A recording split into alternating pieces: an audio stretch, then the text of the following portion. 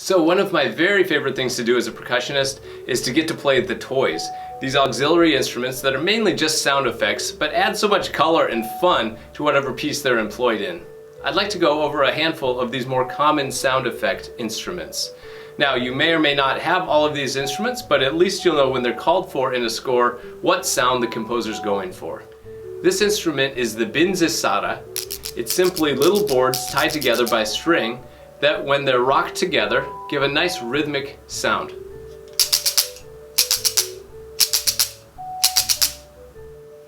This is a small singing bowl. Whenever a singing bowl is called for, the composer wants a sustained sound. This is a flexitone. Now, this is one of the more common sound effect instruments that features a glissando sound that's created by little wooden knockers going back and forth against a steel plate.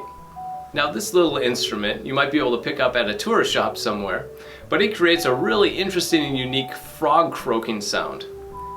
Don't forget to use the thick end of the striker and scrape it against the ridges. Here's a manufactured cricket call. Now, when it's written for, it gives a telltale sound of evening or night. Simply rock the instrument in the air to get a cricket chirp. So here are two different sirens, a siren and an Acme siren. An Acme siren is a little siren whistle that has a spinning blade inside of it. Not to be mistaken with a siren.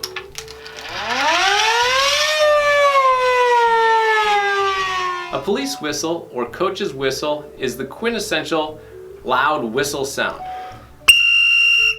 A samba whistle is used in Brazil for samba schools or samba bands to signal different things to the entire band. They're very loud and get multiple pitches. To get different pitches on the samba whistle, you can blow with the sides open or covered with the fingers. Here's a slide whistle, which of course will imply a glissando sound.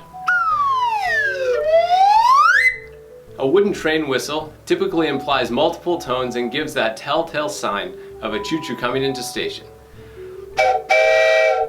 This is a bird whistle, and it really creates the sound of little tiny birds chirping. Simply add a little bit of water into the whistle and then blow through the tube. The duck call. Very simple to play and totally obnoxious. You can buy one of these at the sporting goods store.